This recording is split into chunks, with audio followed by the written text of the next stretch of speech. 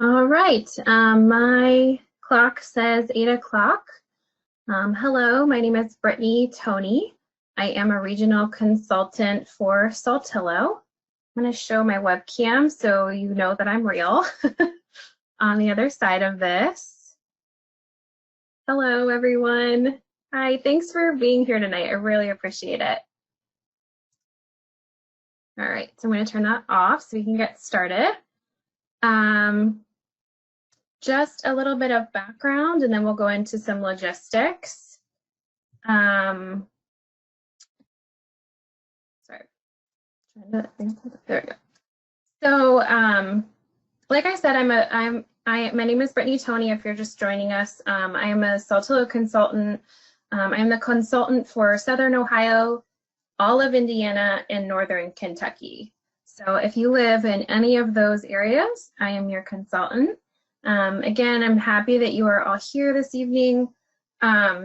Just a little background about myself and what this presentation is going to include. I recently joined Saltillo in December, so I'm still new, but I've worked in the field for many years and have had lots of kids on devices.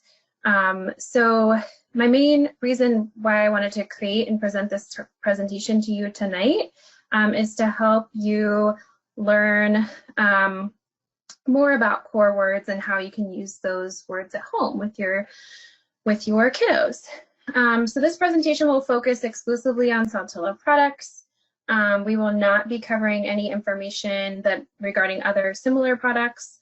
I am a employee owner of PRC Saltillo, and I am an ASHA member. Okay, just some housekeeping, just in case you are not familiar with GoTo Training. The screenshots on the side there may look different depending on what version you're using. I do have a moderator with me this evening. Her name is Lisa Tim. She's been chatting to everybody. So happy to have Lisa with us. She's going to be the one who's going to be helping me monitor the chat window if you guys have questions. She's also going to be running some polls tonight. So just if you have any issues, you can direct them to Lisa directly, and she'd be happy to help you. So just some other housekeeping. You can find all the materials in the materials link on the GoTo Training panel. You are also muted for this presentation just to help reduce background noise.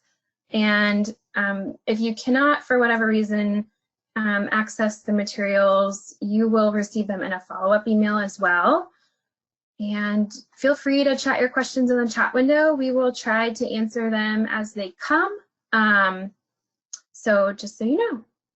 All right, well, let's get started because we have a lot of information to cover. For you parents out there, I'm going to try to cover what us SLPs learned in several years into a 2-hour, 2-part series. So let's get started so we can get all of what we need covered. All right. All right, so first I want to know who you are. So Lisa is going to create a poll and just pop your answers in there. I want to know, are you a speech therapist? Are you a family member? Are you a teacher, paraprofessional, an OT, PT? I would like to know just kind of who you are so I can get to know you better and help direct answers to questions and things like that. So if you could vote for me, that would be awesome. Give you a couple seconds to finish that up.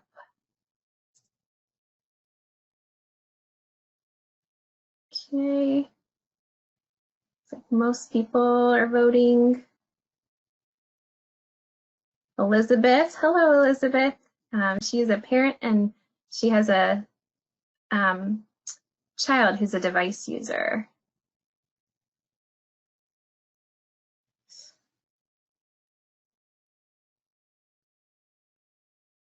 All right, great, Tammy. I see your comment. Great. All right, it looks like most of you are speech pathologists, teachers, got a couple aid paraprofessionals, OTs, PTs, and then I'm so happy that 25% of you are parents. That's awesome. I'm so excited. I love presenting to SLPs, but first and foremost, I love my parents. So I'm so glad. Jessica, I see your comment, and your daughter uses PECS. That's great. This will apply to that as well. So happy you all are here. Thank you. All right, so goals for today. We're going to do an overview of core vocabulary. We are going to go over the relationship between core vocabulary and language development. Identify some reasons for communication. And so those are our goals today. Sorry, was skipped before. All right. All right, so let's talk about augmentative and alternative communication. So what is that? Tonight we are going to, oops, sorry, not advancing, hang on. We're going to put a focus on the C, which, what does that stand for? Communication. So what is communication? Communication is a process by which information is exchanged between individuals through a common system of symbols, signs, or behavior. So this can look anything. It can be range from speech to sign language to body language, facial expressions, writing, AAC, kind of all of those. Another reason we are here this evening is because communication partners are the key to the success. And all of you are communication partners. So no matter if you are a parent here tonight, or if you are a speech pathologist, or I saw somebody posted that she's in RBT, that's awesome. So excited that you're here. You're all considered a communication partner. So we're here to discuss what we as communication partners can do to improve communication. So we're going to talk about this a little bit later.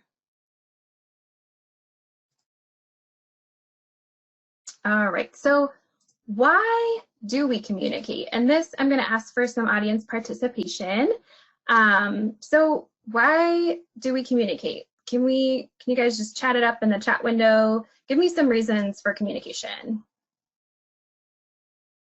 Share information, get our needs and wants met, build relationship, request needs. Yes, awesome. Yeah, make friends. I love that. Building relationships and making friends. Yes, I love all those reasons. Good. All right, so to protest. Yes, that's always my first kids. Explaining feelings, I like that too. Awesome, these are great reasons, yes. Okay, so tonight, I'm just gonna post up some reasons why we communicate and what we're gonna go over this evening. So these first bubbles that I'm posting, so commenting, greeting, requesting objects, protesting, requesting information, responding, naming, what a lot of people had said in the comments, these are earlier developing reasons that we communicate. So, you know, I think most often that we see a lot of, especially with our device users, using requesting first, but there's many other reasons why we communicate. Some other reasons that we communicate, or some later developing reasons, are requesting actions. So stop, go, responding to a request, yes or no, or no, I don't like that, something like that. Stating, relaying past events, conversational behavior. So these are all secondary reasons why we communicate. So what are some goals for AAC users? So we as speech pathologists kind of take all of these reasons why we communicate into account and then turn them into goals. And so here are some main goals that we feel AAC users really need to learn. So cause and effect, communicating with peers and adults, So not only adults, but their peers, that's super important. Learning language, we don't just want to give them language, we want them to understand it. Initiating, not just responding. So we don't want them to only respond to what we're saying to them. We want them to initiate and kind of spontaneously say things themselves first. Making friends, somebody said before, very important. Social skills, very important as well. Learning educational content, we can't forget about this. I think so much we focus on the communication, but sometimes we forget that they also need to learn this educational content and how can we help our AAC users do this. And then participate in class or the workplace. And I think one of the most important things is just helping them gain independence and saying what they want to say and not us saying things for them or assuming that they want to say whatever it is that we're prompting them to say. So also very important. Okay, so for this seminar, we're going to focus on these reasons that we communicate. So commenting, greeting, naming, responding, requesting objects, protesting, requesting information, and requesting actions. So we're going to do a little activity. You can find this in your handouts, what we're going to do. I'm also going to pull it up here on the screen. You can also just jot some notes down if you want. So we're going to brainstorm some vocabulary that young children would use in the following situations. We want to be able to provide a variety of reasons for communication. We want to think about the words that they might use. So in the situation that I have here, sorry, let me pull this up. What are some words? And again, you can chat these in the chat window. What are some words that you might use, you think children might use when making a snack? So as you can see my screen here, I'm just gonna type them in. Yum, give, eat. Ooh, I saw spread, like that. Want, ooh, super important. Want, more, awesome, mine, love that. All right, great, perfect. Okay, so, so all of those are awesome. Okay, go to the next one. We're just gonna keep adding. So the next activity would be reading a book. What are some words that you would use when reading a book? Again, you can just chat these in the window. Turn page, turn, perfect. Yeah, look, like that one. Oh, I don't know why it's read. Okay, sorry, I don't know why that one's highlighted. Again, like it, love it. More, good. All done, perfect. That's good. Okay, so as you can see here, they're a little bit different, but there's some similarities. Okay, let's go to the next one. And lastly, this is the second poll. So what do you guys think that we should talk about next? Should we talk about playing outside? Should we find some words for bedtime routine? Watching a movie, which I know my children are doing a lot right now, so that mommy and daddy can work. What do you guys think? Lisa's gonna set this up, and once some people voted, we'll think of some words that'll go along with that activity. Unmuted.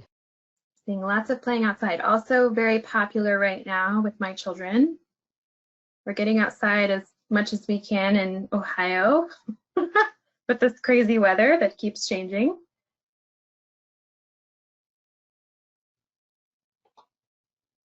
Okay, awesome. So, okay, play outside it is.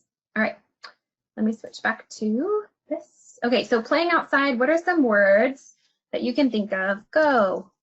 Perfect, you guys are on it. Loving this for 8 o'clock at night. You guys are doing great. Park, look. Swing. I like that one. Ride bike, run. Okay, awesome. Those are all your turn. Love it. Okay. So I'm going to go back to my slides here. All right, stop. Yes, I like that one. Okay, great. So now that we've thought of some different words, let us look at this document again, and let us look and see if there's any words that kind of match up with each other with the ones that we said. So I'm going to try to highlight. Looks like more was the same. Look is the same here. And reading a book. Oops, didn't mean to highlight give. Sorry about that. So as you can see, there are some words that we have that are used across activities. Again, in reading and outside. Great. So this is good. These are some good words. So why am I asking you to do this? I wanted you to just think about how we can use these words across activities. These are what we kind of think about when we are building communication or helping children communicate and helping them develop language. So, all right. Okay, so now let's talk about typical language development. So kind of a little teaser of what we're going to talk about with core words a little bit with that activity that we just did. Let's talk about typical language development. So why are we talking about this? Because we're working on this common goal. We need to understand the goal that we have here tonight, which is communication. So what is our goal for communication? We know that we communicate for a variety of reasons, right? But in order to do that, we need to develop language to communicate. So how do we do this most effectively? That's really why we're talking about this, because in order to understand core vocabulary and why it is important for communication, we first need to understand language development. So you parents out there are getting a crash course into SLP world. So, okay. So what is typical language development? And again, why is it important? So teaching nonverbal children how to use an AAC device is similar to how we teach children to speak verbally. It's really essentially just like teaching someone a foreign language. You know, we're still helping them develop that underlying language. It's just we need to teach them the same way that we need to teach our nonverbal children the same way that we teach our verbal children language. So it's exactly the same. It gives us a framework for how to teach language in AAC device. But what exactly does this look like?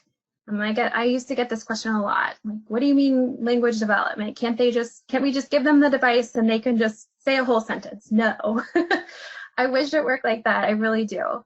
And some kids take off really quickly, but others need some help. So here's what it might look like.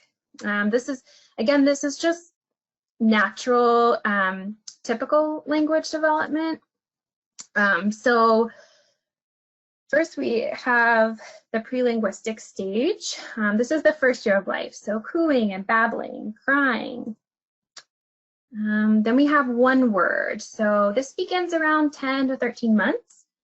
Single words, they're context dependent, which means that the words that they say are typically only revolve around whatever it is the child is doing. We have to have a context for in order to understand what they're saying, really. Then two words begin around 18 months. This looks like doggy big, not egg or more juice.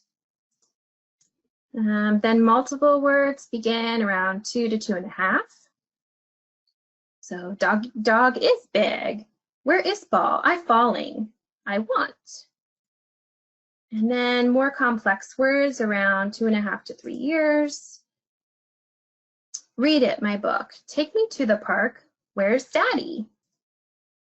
And then around 5 to 6 years, we get this more adult-like language, and children also understand and asking and promising and what that means. So maybe asking what time it is, or he promised to help her, so things like that.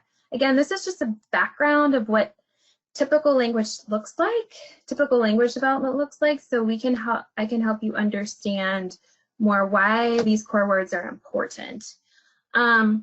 In your handouts, you have this, it's language stages. This is from our AAC language lab. It is PRC Saltillo dual branded. If you have not checked it out, the AAC language lab, it is free right now for 2 months. Has a lot of awesome activities on it. There's a lot of core word activities on there as well. But I just liked this language stages handout. I feel like it breaks it down really well. Just again, what I went over, but maybe in a chart form, it's a little bit easier to read. So you can always refer back to this to kind of help you understand maybe where your child is at, what stage they might be at. So you can kind of gauge, okay, my child is only saying one word right now. Maybe they're in stage 1, but I want them to get to stage 2. So kind of how do we help them do that? And thank you, Lisa. She linked the AAC language lab in the chat window. All right, so typical language development. Let's talk more about it. So what I want you to think about is a baby in a crib. And again, we're talking about typical language development, what this looks like. So this mom, if the baby was in the crib and the baby was saying, mama, mama, mama, what do? You can chat it out if you want. What do you say to a baby? What happens? You mimic. Okay, that's good. Yeah. Do you want up? Yeah. Responding, asking them a question, say hello. Yeah. So we respond, right? Say their name. Yeah. So good. Yeah. So yes. So, and then this mom says, yay, you said mama, here I am. So we're responding. So we respond to babies no matter what they say. So even though both of my kids said dada first, to my dismay, I still responded by saying, mama's right here, it's okay. If they were crying for daddy, I still was responding to them. But yeah, so we want to respond. So it's the same with our device users, but we'll get to that later. Again, so even if you know that they made a mistake, we still want to respond. So this child says, ah, and the dad says, ah, we're not talking about that right now. Try again. What's the kid gonna do? They're gonna understand what dad's trying to say. They're so young. Dad kind of shut this little girl down. So what might we say instead of we're not talking about that right now? Maybe we can try to guess what they're saying. Up, and we can model that word, up. Oh, let's throw the ball up. And then we expanded that language by, we expanded that word up by saying another sentence that uses that word in a sentence. On, the fan is on. So again, modeling a word that we maybe want them to say instead of ah, it could be on or up, and then using that word in a sentence correctly, or kind of looking at what they're looking at to try to guess what they might be trying to say. Okay, so some takeaways. So we want to encourage verbalizations and respond to them, whether verbal or on a device. We need to shape vocalizations into words.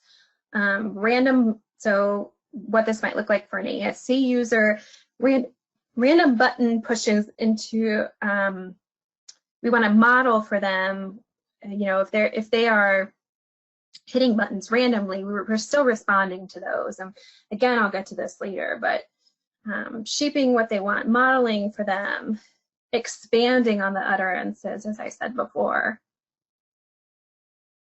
We will follow their lead. Yes, Lisa, always follow the child's lead for sure. Okay, so what can we use to aim for the target?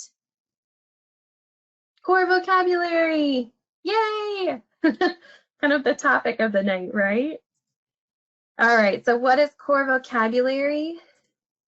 A small set of commonly used words that support communication and language learning. Core vocabulary is reusable across contexts. So not only is it a small amount of commonly used words, but it's reusable across any context. Like you saw before with our activity, we were using more during reading, during making a snack. We used again when we were playing outside and when we were reading. So those would be considered core words. Core vocabulary is 250 to 400 words that make up about 80% of what we say. Core words are the same across gender, age, topic, setting, and ability. Core vocabulary. What classes are included? Pronouns, verbs, adjectives, questions, interjections, prepositions, and adverbs. So all of these classes are included in core vocabulary. That's a lot. So what's not included? We can use the term fringe vocabulary. So fringe vocabulary is more specific than core vocabulary. It may be different for different people, and this is mostly nouns. So notice nouns were not listed in the previous slide. That's because nouns would be considered fringe vocabulary. So a word like ball or blocks, that would be fringe vocabulary. Approximately 20% of the words that we use are fringe vocabulary. So another example of fringe vocabulary, it can change. Fringe vocabulary can change depending on the context. So for example, if I took my kids to Walt Disney World, then maybe my fringe vocabulary would include castle, princess, Mickey Mouse. Yes, Lisa, I was going to mention that too. Right now, we are all probably sharing some fringe words surrounding COVID-19, such as coronavirus, stay at home, so things like that. So that is the difference between core and fringe. We can't talk about Mickey Mouse in all contexts, but we can talk about it at Walt Disney World. We can use the word more and again at Walt Disney World. We can also use those words while we're reading, when we're playing outside, things like that. So that's kind of the difference between those. So why do we teach core? I'm sure that you parents have heard your speech pathologists use these words, the word core. Yes, Jessica, what about virtual Disney tours? Yes. Names are fringe too. Yes, they are. Thanks for asking. Yes. Names are fringe vocabulary too. However, I will note that if your child uses mom and dad a lot, although that's considered fringe to some people, it might be considered core to your child. Or a name like Freddie. Maybe their brother's name is Freddie and they use that word a lot, then that would be considered a core word. But if it's a friend at school that they don't see a lot, that name such as Jessica might be a fringe. So yep, okay. So we teach core because it's flexible, allows for novel generation, novel utterance generation. It's useful across contexts. It supports natural language development. It supports a variety of communicative functions. It allows for consistent location of vocabulary on a device, or I saw someone earlier talking about a textbook. So this is, we want to make sure that when we are talking about core, that we can easily find it on our child's communication device. It overlaps with academic vocabulary. So again, if we're thinking about some of the words we used before, words like more, again, all done, stop, those words are all over the place in academia. If we said a word like atom, not so much. You might only see that if you were in science class. However, words like more and all done are definitely used across academic contexts. Core words support literacy. And then here you have this in your handouts. If you just kind of want another visual for you, this is just comparing core words with fringe words. One thing I wanted to highlight again is that core words are used 80% of the time in daily conversation, whereas fringe is only 20%. Also, that when we think about a device, core words, often with core words, there's less pages to search, and fringe words requires multiple pages, oftentimes, to find the word we're looking for. So again, if we're thinking about Mickey Mouse, maybe we might have to go to our groups page, and then we might have to go to Walt Disney World, and then we might have to go to characters, where if we're looking at the at our main device page, there might be the word go right on the home page. So I see a question in the last minute. You have used more than 25 fringe words. Could you have communicated this with core only? In the last slide, at least 20 words were fringe. I'm sorry, I'm not sure what you're asking, Lori. Okay. Okay. I think if you're asking if I could have communicated with more core, yes, I probably could have. For the purposes of this presentation, it probably is a yes. I'm sure I could, yes, with just core, yes. But for the purposes of this presentation, it's obviously a little bit different, but yes. Yeah, okay. Hope that answered your question. Okay.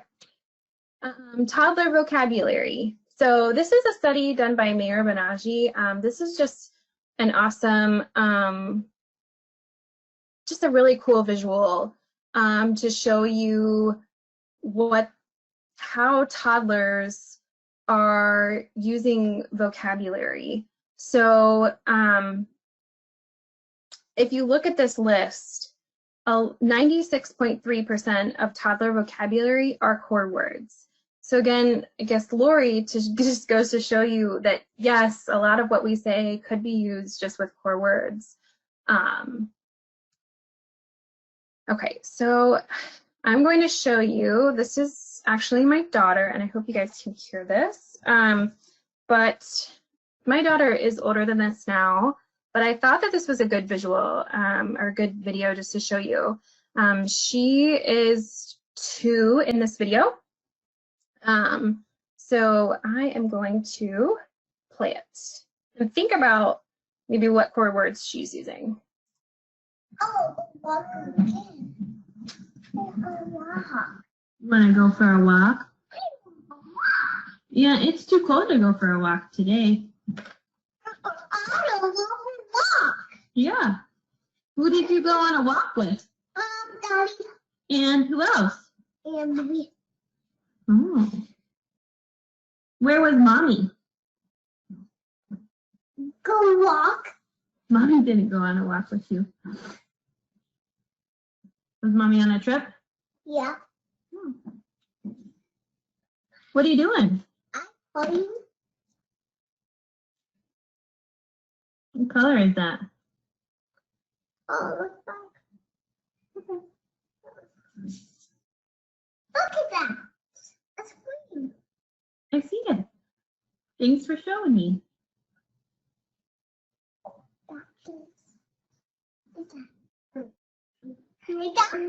I like it, yes. Yeah. Cool. It is cool. Yeah.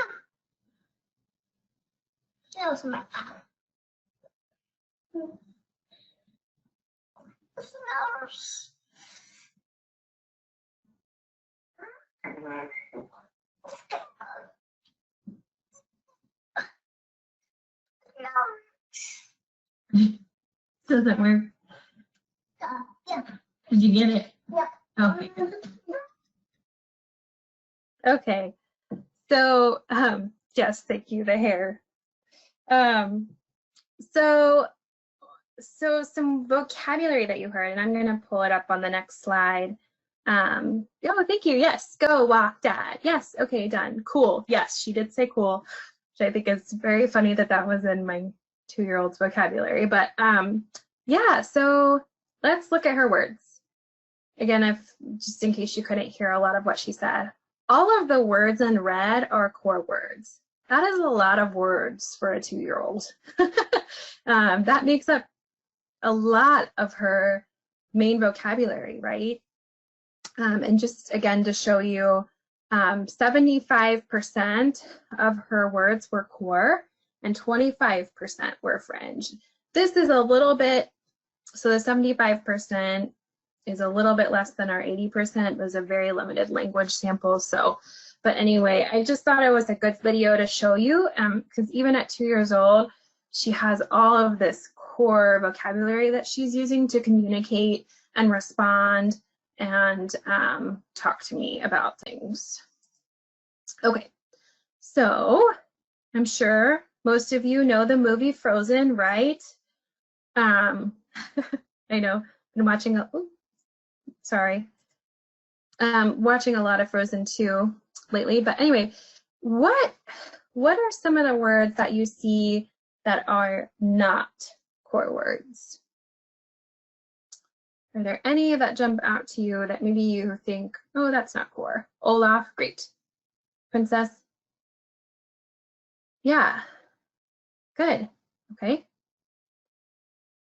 There's one more in there, hair. Yes, good, you guys caught it. Okay, good.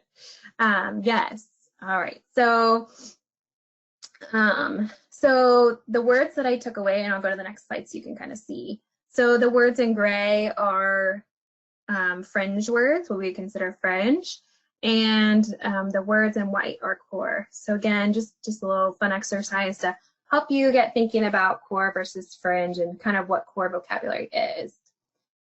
So now, if you sat down in front of a piano, could you play it? Maybe some of you could. I can play Rudolph the Red-Nosed Reindeer and Mary Had a Little Lamb, but that's about it.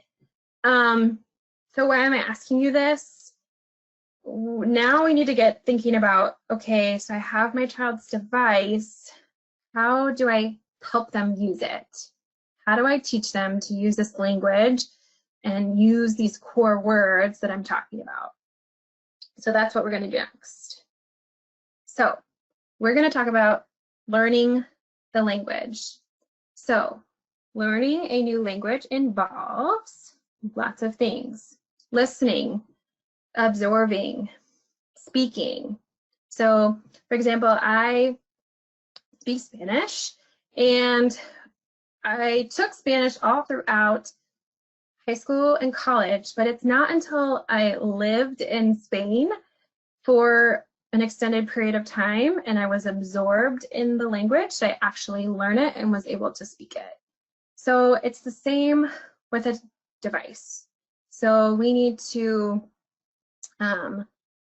learn it so then we can teach it.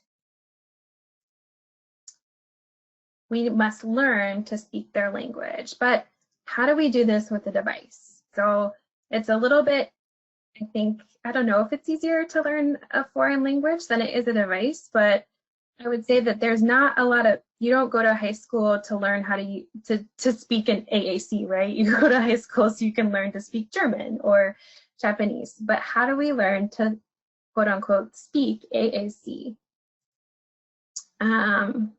We're going to talk about aided language input, and I'm going to show you a video so that you can kind of see what this might look like. But when I say aided language input, I'm talking about modeling.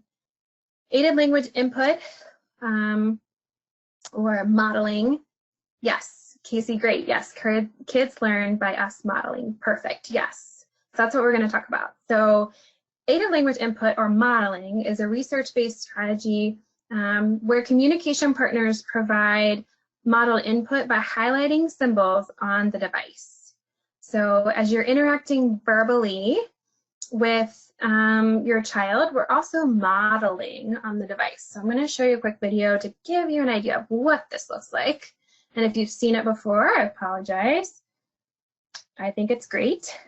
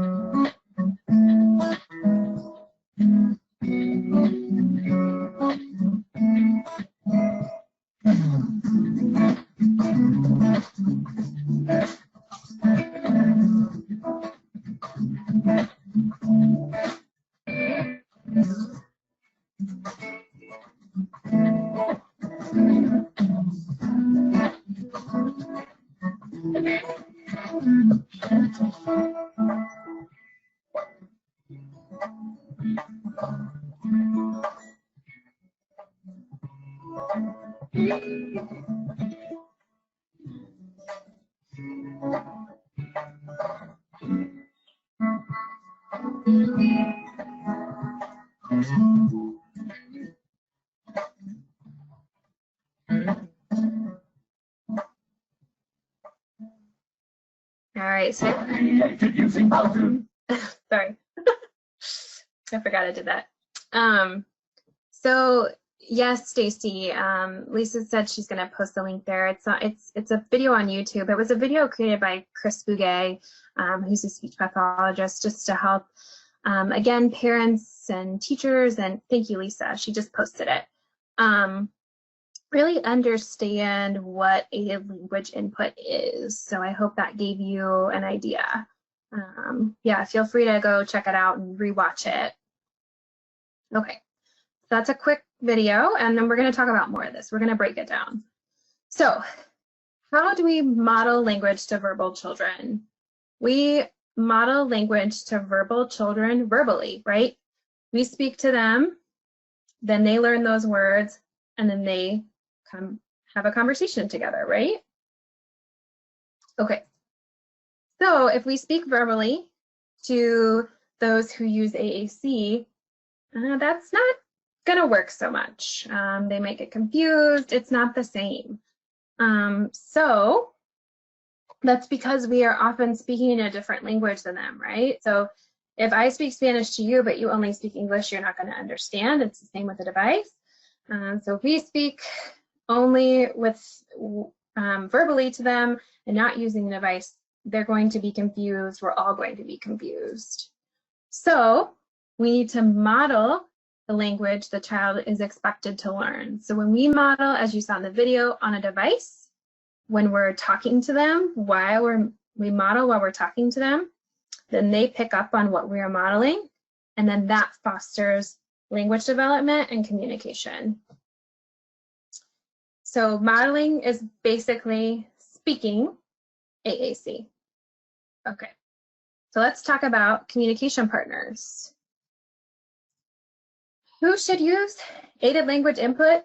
All of you, as I said before, are communication partners. So no matter if you are a parent, a sibling, a peer, a speech pathologist, an aide, paraprofessional, an OT, a PT, if you are an RBT, somebody said before, I'm going to use that example again. It doesn't matter who you are, a nurse, doctor, everyone who communicates with an individual who uses AAC is considered a communication partner. Yes, brother and sister, love it. Siblings, yes. And siblings and peers play a very important role as a communication partner.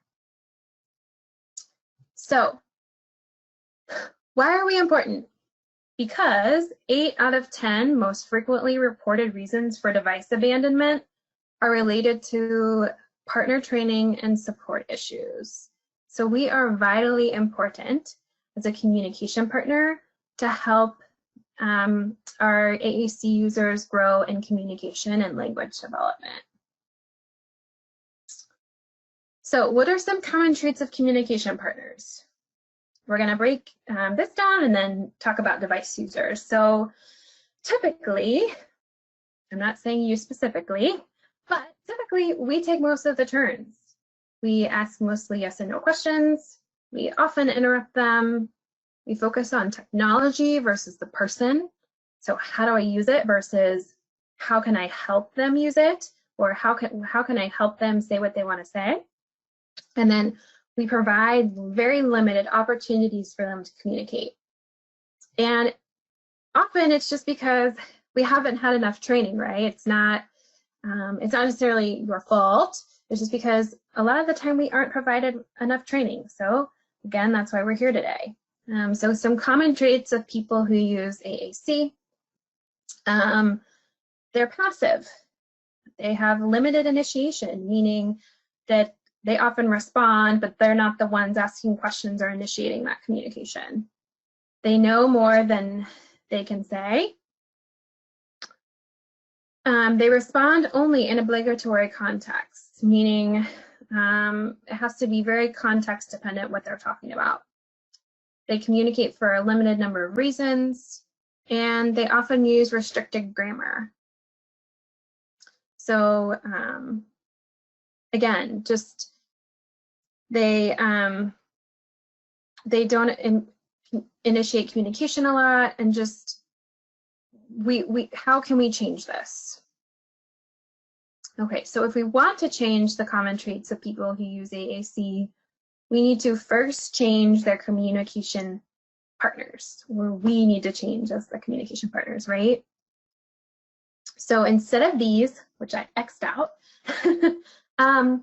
instead of taking the most turns, we need to wait and look expectantly. And we're going to go over these in detail, so don't worry. We need to ask open-ended questions. We need to wait and provide active feedback. We need to focus on the person, and we need to provide opportunities to model. Okay, so first one, waiting and looking expectantly. So what does that mean? So when we pause or have an expectant delay, it's one of the most powerful techniques we can use to encourage communication. So this can sometimes feel weird, and I know that I am often not very good at waiting. I always want to help the device user find what words that we're trying to that they're trying to communicate, or that I'm trying to help them learn, right?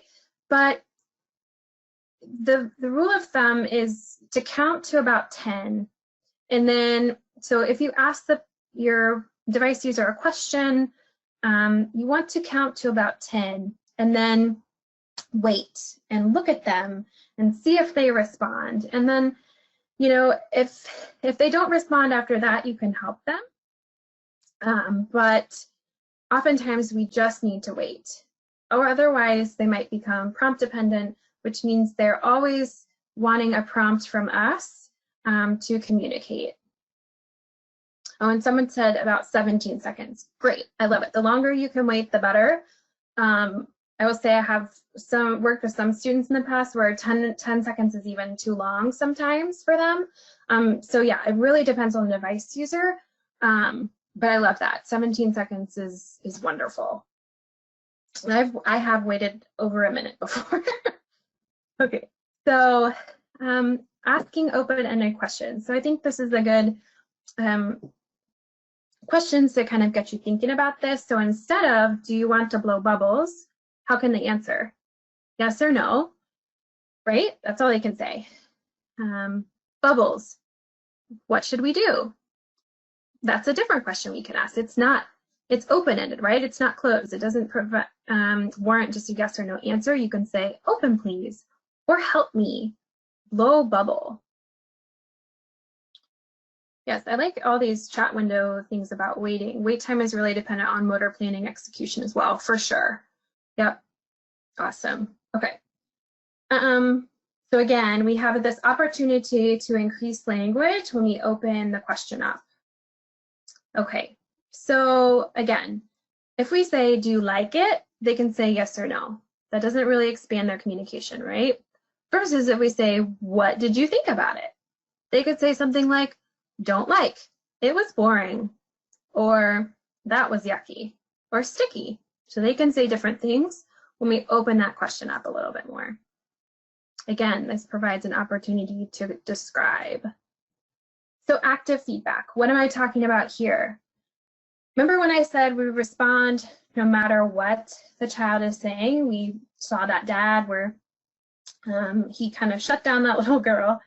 But when we respond no matter what they say instead of no, that's not right, we provide this opportunity for them to learn what that word means. So, for example, I was teaching one of my students pronouns, and we were working on the pronouns I and you.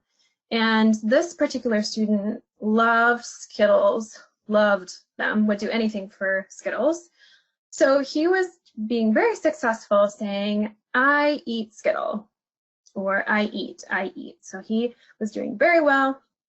Well, he accidentally hit you eat. And instead of saying, no, that's not right, I instead provided the feedback, oh, you eat. I said, well, thank you so much. Yes, I would love a Skittle, because he said you, and I was the other person there. So I ate all of his Skittles, well, not all of them, but I ate a lot of his Skittles, and he gave me this look like, what? He immediately turned to his device and said, I eat. Like, don't eat my Skittles, Miss Brittany. So that just goes to show you that it's very important that no matter what they say, we're responding. So in this instance, I knew that the child meant he wanted to say I eat versus you eat, but I still responded and gave meaning to that word you. So again, maybe your child, another one I like to use is the word go. We also want to make sure that we are providing different meanings to the word. So the word go can mean many, many different things. One way you might use the word go is to go in a car, go for a walk. A way that I like to use go in my therapy sessions was leaving the room. And my kids thought this was hilarious. So they would say go, and I'd leave the room, crack it, so I could make sure they weren't doing anything, putting themselves in harm's way. However, just another word that you can attach meaning to several different words. So we also want to make sure that we're focusing on the person. What grosses her out? Who does she like? What makes her laugh? What does she like to do for fun? What makes her mad? So again, thinking about the person versus that technology, that will help you decide what words maybe you want to teach them. So by doing all of these, you're providing opportunities to model and helping increase your child's language. Okay. So again, we want to take a moment to think and plan. So thinking about all of these things that I went over with modeling and aided language input, and plan, okay, so what do I know that she likes? Okay, she likes Disney princesses. Maybe what words that are core words that I could talk about with her, that we could say the word like play. Let's play princesses or something like that. So again, just thinking about starting small and building from there. So maybe we want to focus on the word play, and then we add a couple more words in there. And we want to make sure that we take a walk through their day. So what do you use? You can use, and we talked, there's a little bit of communication with this in the chat window as well, which I love. You guys beat me to it. You can use the person's device. You can use companion app. I think somebody mentioned that on an iPad. Or you can use a low-tech version, which we have linked on our website, saltillo.com, and then chat editor, which I think was talked about as well in the chat window. That is our computer emulation software. So all of these options are great if you don't have, you can model on your child's device, but if you don't have it and you want to use another option, these are some other options. When do you do it? We're going to talk about this more on Thursday. But when do you do this? When do you model? When do you use these core words? During shared reading, during art activities, music, greetings, play, really any daily routine or any time. But start small. Don't try to do it all in one day. So with that, it brought us right up to 9 o'clock, almost 9 o'clock. So thank you for joining me this evening. If you haven't already done so, please join us for part 2 and sign up for part 2 of this webinar.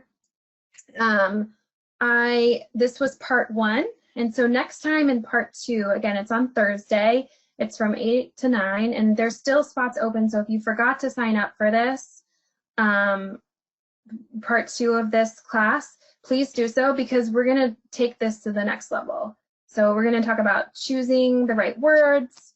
We're going to talk about planning guides, to help you, and then some ideas for activities. So, and then learning where some of these core words are on your child's device. So I just kind of wanted to give you a foundation tonight for how to think about how we can model and what core words are and how we can model them. And then on Thursday, we're going to go over kind of everything and more. So, so thank you so much. But I'm going to open it up for questions if anybody has any questions. And I think I saw some pop through here. And I will. And here's my information. Feel free to email me if you have questions specifically about the course or whatever. Let's see. How can I sign up for part 2? Yes, Lisa, thank you. I get it. I think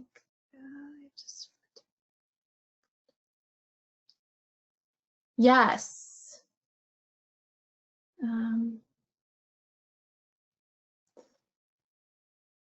Okay, sorry. I'm a little bit behind on that one. Yes, Wendy, you're not a speech therapist. It was a lot of info, but you loved it. I'm so glad you enjoyed it. Yes, I know. It's a lot of info to cram into 1 hour. So what kind of AAC devices are there? Casey, I use Paper Laminated core board at home and charts with Velcro. Okay, so I'm seeing a lot of questions here. I'm happy to stay on to answer. So let me address Casey first, because she's been chatting some questions. Casey, you are a parent, yes? And then where? Yeah, me too. Yes, you're a parent. Where do you live? I'd be happy to set you up with a consultant.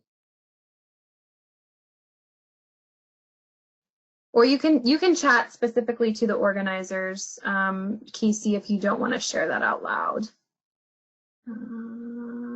Okay, cool. Okay, so what I would recommend then, Casey, why don't you write my email down and shoot me an email if that's okay with you. And I will hook you up with our device rep there, and maybe I'll talk to you more about what devices are. Okay, perfect, awesome. What kind of devices are, because that's kind of a loaded question. I really appreciate it though. I'm so excited you want to learn more about it. Okay, sorry. Just going up here to chat editor. How is chat editor used? So I'm going to, Reba, if you're still on. Yes, so chat editor is a computer emulation software. It can only work on a PC. So if you have a, so if you don't have a PC, I'm sorry, it won't work on a Mac unless you're running Parallels. But essentially, it's essentially the device, but it's on a computer. So it has the same function, same words, same vocabulary, it's just on a computer. So really we use this for, we can use it for modeling, we can print things off, but I'm hoping I'm answering your question. If you want to learn more, I'm sorry? Do you want to show the editor just?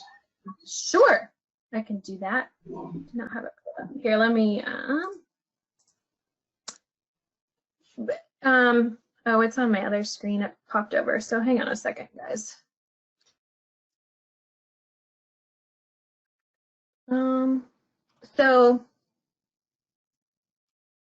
But Riva, there we have some. Welcome to Chat Editor. We have some courses that are specifically related to Chat Editor if you're interested, to tell you more about how you can use it. Somebody said Chat Editor is great to make sentences in books. Yes.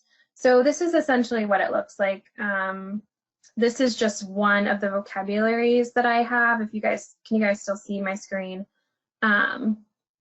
So I want to watch movie. So essentially, again, it's just kind of a, you know, it puts the device on the computer.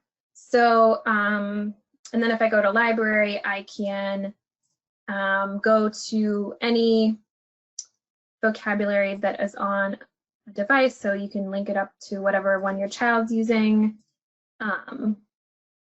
This is Word Power 60 Basic. So again, just gives you an idea. Want to go for a walk. So you can use it for a lot of different reasons. I encourage you, if you're interested, to go to saltillo.com, and we have, there is just more information on our website and more specific webinars that are related to Chat Editor. I'm gonna show you briefly on Thursday some more ways you can use it, just like a slide worth, but it doesn't do it justice for sure. Okay, sorry, I'm scrolling back up in the comments.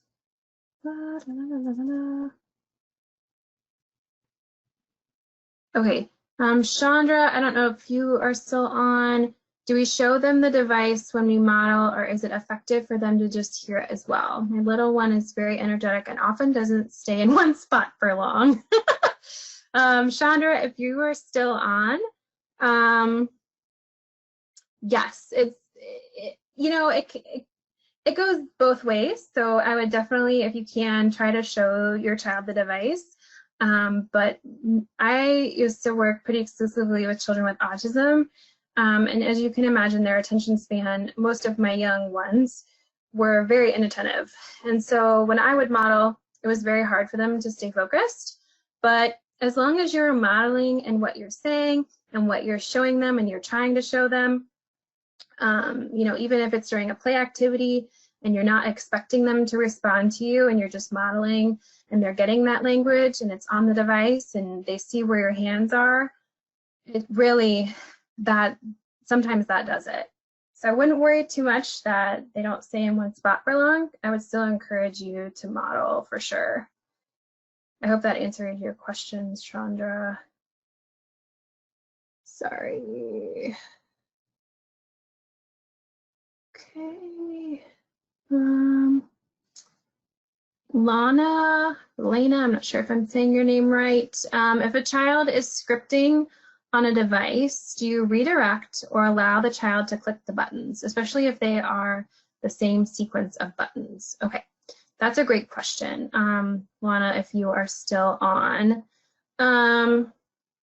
So that is an awesome question. I worked with a lot of kids with autism, and so we would get this a lot. So what I say initially to parents is that if you see that your child is scripting a lot, I equate this to babbling. So scripting on a device is very similar to babbling. So in that, you really want them to be exploring the device. So just as a child that is verbal babbles and says mama, mama, da, da, da, and they're kind of saying all these different sounds, right? It's the same on a device. So if I kind of equate that to babbling to an extent. Now, if I also have had it to where children, like you are saying, kind of go the next level and they are using the same sequence of buttons and they continue to script, what I would do in that case is try to model for them. And again, I would definitely talk to your speech pathologist about this as well. But in my experience, what I would do is try to redirect them and model for them what I would want them to say, or what I'm trying to help them learn, right? If we're working on some different words, and again, like you said, redirect them. But I think there is some value in letting the child explore and script on their device for a period of time to help them kind of learn where those buttons are, because again, I equate that to babbling. Okay, I hope that answered your question. The app is awesome too. Yes, the app is awesome. Okay, yes, I think Lisa put this in there. Kyla, is there any tutorials for how to start using it? Yes, I think Lisa already answered that question. You'll be showing us how to utilize and set up a core board in part 2. For example, Tran, I'm answering your question. For example, a core board could be 60 symbols. How do I set that up for my kiddos so they are not overwhelmed? So I won't be going into too much detail. Thank you for your question, Lai, if you're still on. I won't be going into too much detail on how to set up the core board as far as hiding icons if it's if 60 buttons are overwhelming. What I would encourage you to do is reach out to your local Saltillo consultant, and or your speech pathologist, we'd be happy to help you kind of work through that. So I'm not sure where you're located. You can find your Saltillo consultant if you don't have a speech therapist for whatever reason right now, Lai. You can reach out to your local Saltillo consultant, and we have that linked on our website. Be happy to help you work through that, because I do that quite often. So thank you for your question. Can you show, if you're on 60 Basic, can you show where there is, if you go to groups, tips for word power, and so the manual communication boards? Yep. So here are our manual communication boards. This one has some blanks on it. This one has category links, and again, if you can just print these. So just some 60 location ones. This one has more words hidden. So that one is Project Core. So it starts with 36. Yes. Here's word power 25. So there's a lot on here. Oops. Again, just some different, these are tell me boards, the word power 60, excuse me, tell me boards. So yeah, there's a lot on here. I'd encourage you to check those out on Chat Editor, and you can print these and then use it as a manual board and use that to model.